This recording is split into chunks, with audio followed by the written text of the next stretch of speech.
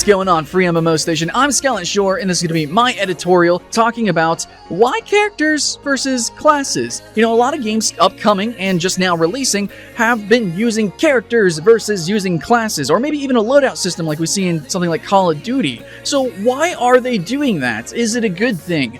First of all, I do want to ask you guys to leave your opinions in the comments below if you do enjoy this new fad that's kind of happening. Is it even a fad? I don't know. But anyways, we're going to be talking about different character games first of all, okay? FreeMMOStation.com.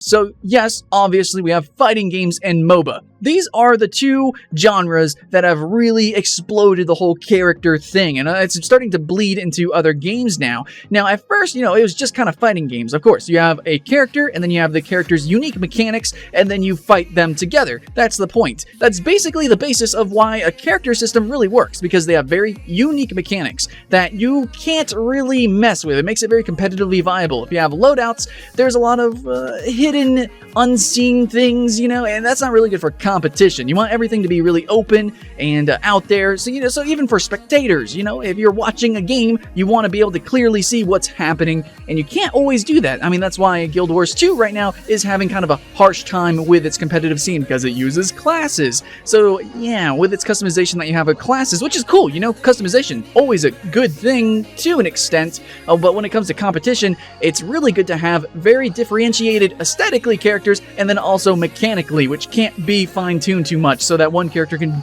do something totally different depending on what their build is. However, you know, of course, in MOBA you do have items, so sometimes you can get away with doing different builds, but for the most part, everyone knows what that character can do, and as the game progresses, you know what they probably will do. So it's really easy for spectators and for players alike. That's why characters are good, because they have interesting, unique mechanics that you really can't get away with by using classes, by using a loadout system, because then things can just get way too broken.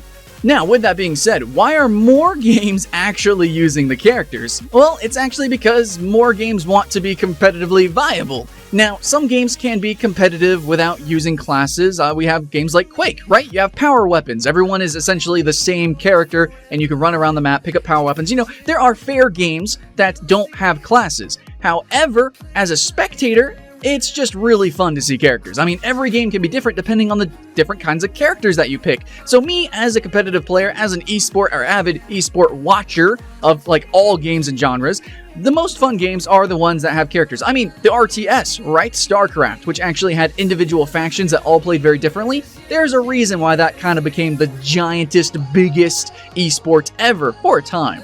And then there's a reason why League of Legends, with its incredibly unique skill sets between its different characters, which all looked very, very different, also became the #1 game in the world.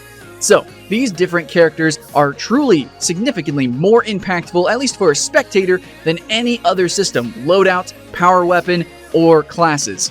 Now, what games are coming out that actually use characters? Well, even Rainbow Six Siege is actually going to be using characters. And then we have our pseudo-MOBA third-person shooter Gigantic coming out, Battleborn, Battlecry. I mean, even Evolve came out, and that was also a really awesome character shooter because you actually got to play as a giant monster, and then 4 other people got to play as unique humans with unique different abilities. And then, of course, there's just an entire slew of other games out there. Dirty Bomb. I mean, even to an extent, Tribes Ascend and Team Fortress 2 were actually games that kind of started to lean on characters. Even though Team Fortress 2, I know, technically is classes, and they do have a somewhat of a loadout system going on. Really, how unique they are between each other, the different classes, they truly feel like they have a character. They do have character, and I truly feel that they are characters. Now, Team Fortress 2, if you play the Scout, the gameplay between Scout and Spy is entirely different. That sort of different, unique gameplay, as we said before, is really just truly fun to play and to watch.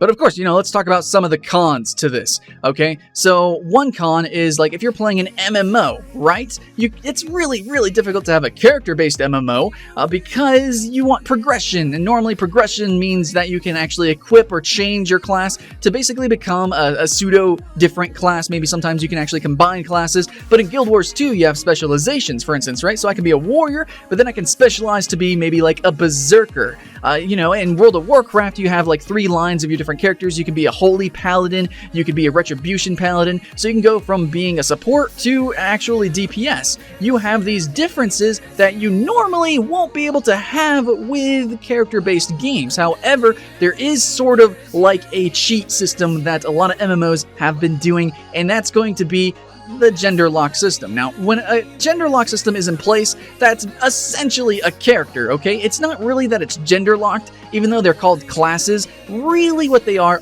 characters that can be customized. I mean, that's just basically how it works. This way they can entwine a unique story between them, just like we see with Dragon Nest and Vindictus. Great examples of how gender lock should be actually committed and done.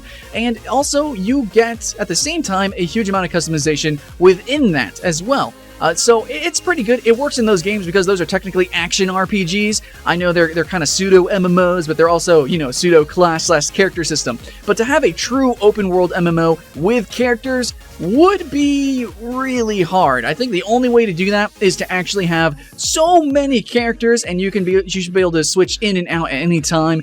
Basically, it's kind of how Skyforge is working. But then again, that is still an action online RPG, not actually like an open world MMO. But maybe we will see in time if a game comes out that does use characters and is still a free MMO. I would really like to see that happen, and absolutely I do think it will. This fad is trending, and I'm sure it's going to hit the MMO market pretty soon. But yes, why do we like playing characters? It's because, really, that they are so ingeniously unique, okay? If you play League of Legends and you play the character Yasuo, who is my favorite character in League of Legends, you literally, no matter what game you play, will not have that experience ever again.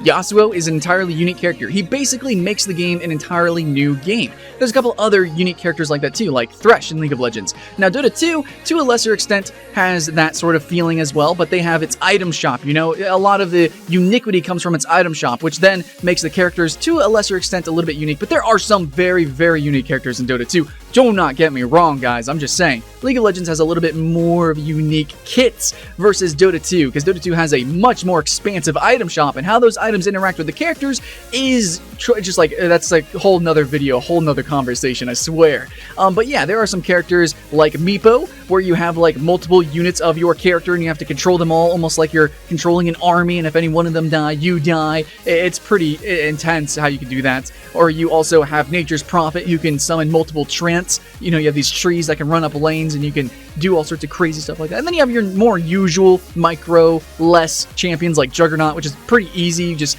click R and win games. But there are some unique characters in these MOBAs. I can go over each and every individual MOBA, tell you all the unique characters between them. Here's the Storm has Abathur. Smite has Apollo. Well, because it is like a third-person shooter, so you have to actually aim. But whatever, there's unique characters in all these MOBAs, and that's the point, you know? When you have a unique character in a unique engine or game, it's really going to show off your game a little bit more. And like I said, in Dota 2, I was comparing creatures and characters that can summon multiple units. In League of Legends, I was comparing it to a character that is incredibly mechanical, whose melee is actually a skill shot. You know, is incredibly mobile and actually utilizes movement with the different entities in the game, which you don't really have in other MOBAs, not to the extent that's in League of Legends. Now, Gigantic, what kind of characters are we going to have there? We're actually going to have characters that are very vertical, that have jumps, that have leaps, that are incredibly fast and mobile, because it feels more like a, like, I don't know, there's definitely a verticality to the game, right? There's multiple layers. There's actually a Z-axis in the game, but it also kind of feels like an arena shooter that's kind of mixed in with the MOBA. It definitely feels more like a third-person shooter than Smite. So we have a lot of really interesting abilities with those characters, and Dirty Bomb as well. Even though to a lesser extent, these characters really feel like different classes. Now, I feel like this game kind of copped out. I think at the beginning, the game was going to have classes, but then they changed them to different characters. But anyways, that's a whole nother conversation. Dirty Bomb, to a lesser extent, also has pretty unique characters that kind of show off the different mechanics of the game. It's pretty cool. You do have some medics. You have people that can repair objectives faster. But mechanically, they're all pretty similar, and so that's why I say they all kind of feel like classes. You know, they all actually mechanically are almost identical. Pretty much. They all can do all the same things, except one might be able to revive a little bit faster, one might be able to call in an airstrike, one might be able to go invisible, but for the most part, a lot of these guys kind of feel like, I don't know, they just kind of feel like a variation of a class. They don't really feel like a true character. Now, that is where the difference comes in these games. There's probably going to be a lot of games coming out that have characters, you know, bunny ears, but they're not going to be true characters. I'm afraid that Rainbow Six Siege is going to be like that.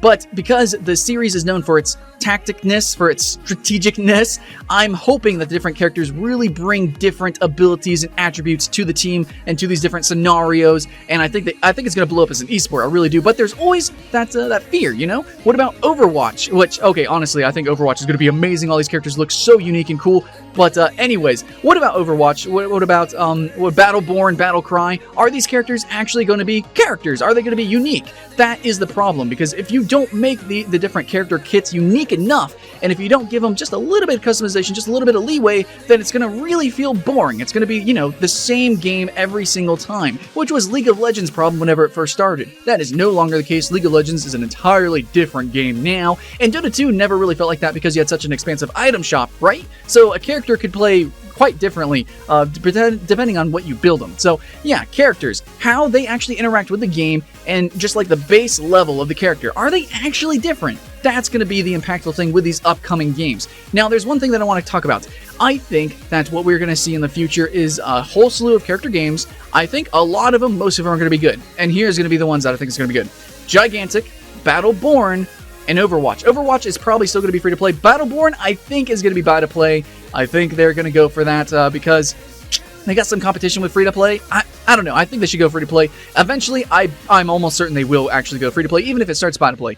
Then you have Gigantic. Gigantic's going to be freaking awesome. I played it already. I'm under NDA for some things, so I can't really say too much, but Gigantic is, it's good. But for the most part, I think that a lot of these games actually are going to also be bad. You know, there's going to be a lot of games coming out, and I don't think Battlecry is going to be that great. Battlecry looks okay, but compared to something like Overwatch, compared to something like Gigantic, I just don't think the characters or the game itself is really unique enough. And that's the problem. That's the big thing. It doesn't matter how cool some of these game modes are. It doesn't matter what kind of weapons are in this game. If the characters themselves don't have character, then there's literally no point. So there's a lot of weight. You know, on a character-based game, of course, there's going to be weight on characters. Just like fighting games. If you don't have interesting characters, your fighting game is probably going to fail. So to wrap up this rant, I just want to reiterate one more time. Why are there characters? Why is this new fad? Pretty much because it's easy to watch and it's easy to get into. That's pretty much it. It's more impactful to have characters and lots of characters, and it's also really more lucrative, you know, monetization-wise, especially for free-to-play games, which is an exploding genre in itself. It's easier to input new characters than it is to modify existing classes and you know, monetize that. Like, how are you going to monetize that? That's like impossible. So yeah, characters, it's a good way to make money, to get spectators, and to get people to play your game. It's just also kind of fun. I don't know about you guys, but it's fun. I would rather play an only girl class that played totally different from any other class than a class that could be male or female and then was kind of similar to a warrior. You know, it's like a paladin, but it kind of has heals. But you know, no, dude, I want a totally unique character. I will sacrifice being a guy for that. Okay, that's all I'm saying, guys. That's all I'm saying. I know some of you guys hate gender locked and you don't play the opposite sex characters. I understand that, but playing as a character, as a game, you know, from a game design and game playing aspect, yeah, characters are the best. That's the best, most impactful gameplay that you're gonna get. It simply is superior to classes and loadout systems. However, this being FreeMMOStation, I'm sure a lot of you guys love playing free MMOs. Will a character game work in an MMO? I'm unsure. I think probably the closest that we have for a while now is, you know, action RPGs. That's basically what we have. We have a Vindictus, Dragon Nest. Those are kind of like characters. And then we have games coming out like Lost Ark. And then also we have Tree of Savior, which has so many classes that they essentially might as well be their own unique characters. So I think we're going to slowly transition into it, and then we'll see how it pans out. It might work out. It might not. Classes kind of just really work with MMOs. Or maybe even no classes like we see in Albion Online, or even like the Elder Scrolls Online. So yeah, let me know what you guys think about characters in video games. I know there's some strong opinions about some MOBAs, even competing MOBAs, but let's try to be friendly. Let's try not to bring that toxicity in here, and let's just talk about it in the comments below. I am Skylent Shore with FreeMMOStation. This was my editorial rant piece on characters versus classes in modern games. Let me know what you guys think, and thanks for watching. We'll see you again next time. It's another